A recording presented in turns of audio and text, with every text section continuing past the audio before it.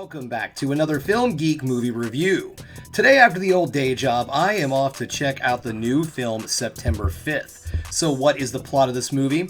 Well, it tells the story of the events that happened at the 1972 Olympics in Munich, Germany. Now, if you're not familiar with the events of that Olympics, during the Olympics, the Israeli team was held hostage by a group of terrorists.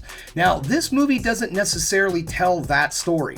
It tells the story of the ABC sports broadcasting team that live broadcast all the events that happened at the Olympics.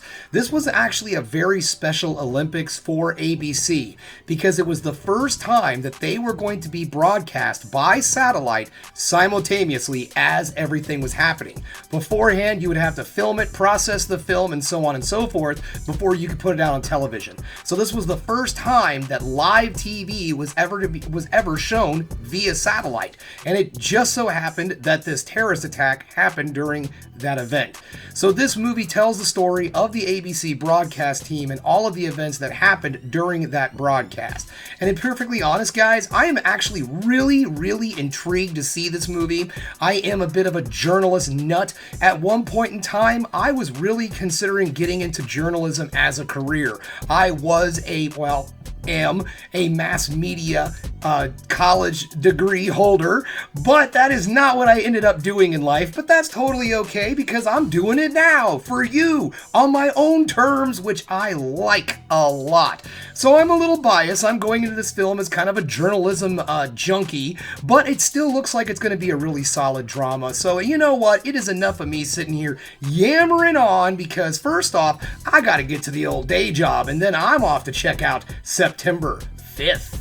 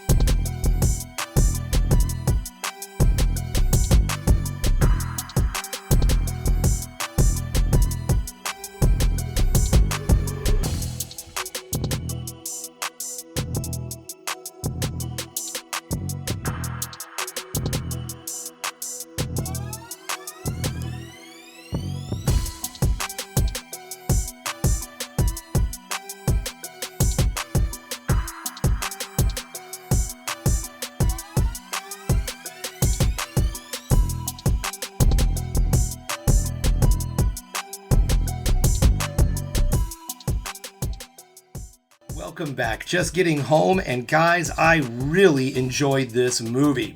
Now, before I get things started, I completely forgot to mention some things in the intro.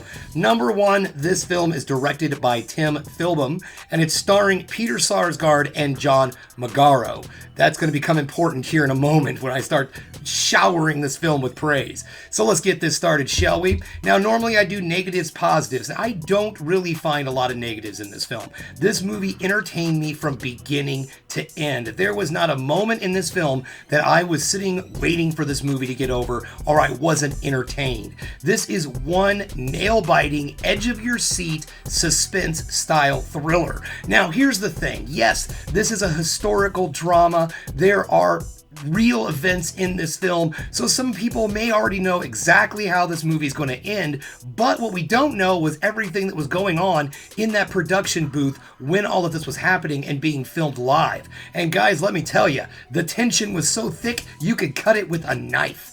This film delivers the tension in such an amazing way. I really enjoyed the cinematography in this film, for one. I liked how the handheld cam was utilized. There's a lot, excuse me a moment. I'm still getting over being sick, so I still have a little bit of my voice problems. Hold on a moment. There we go. I really love the use of the camera in this film. There are a lot of amazing shots.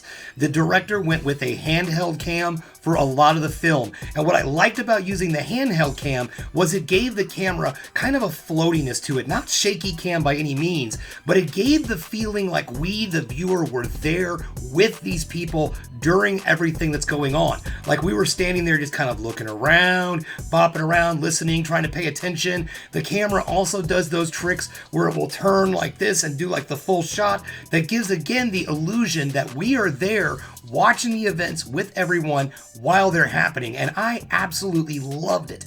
This film uses a lot of close-up shots in the film to really bring in the claustrophobia that they are feeling in this small little booth while all these horrendous events are happening around them, and they're just trying to piece together information.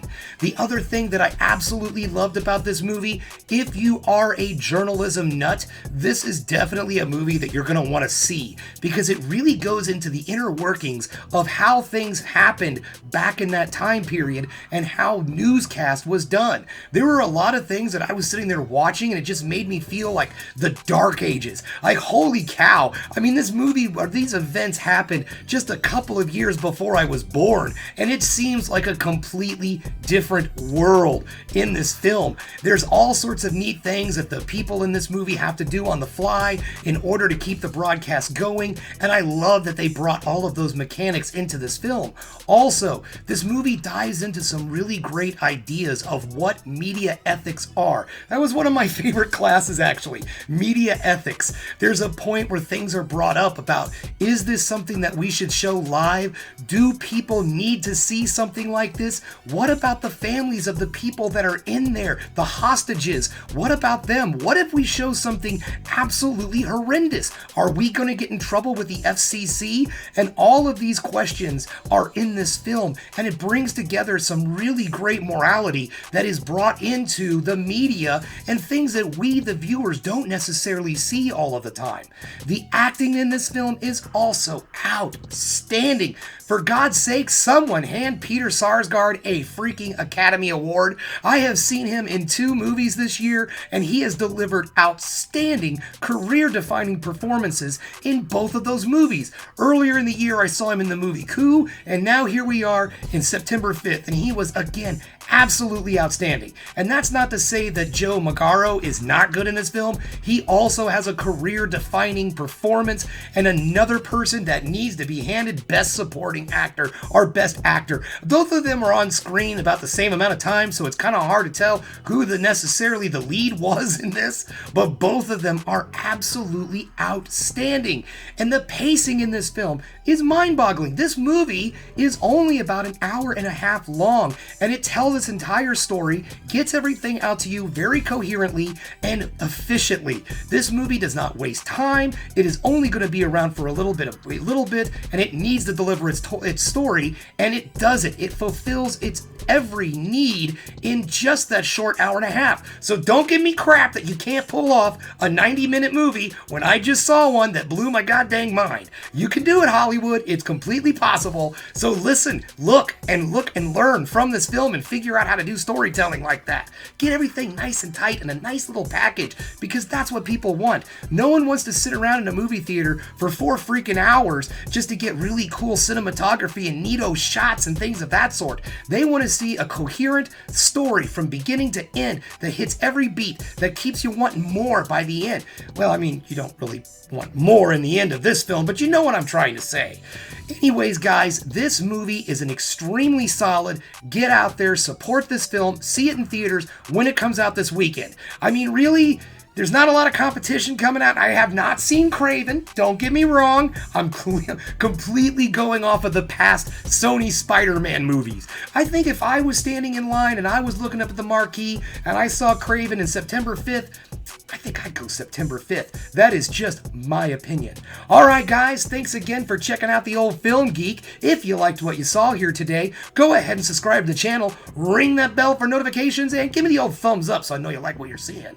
And if there's one more thing you could do, folks, that is actually look up the events of this story, learn some things about it, and then go into the film. Anyways, guys, thanks again for checking out the Film Geek. So anyways, keep watching movies. You know I'm gonna.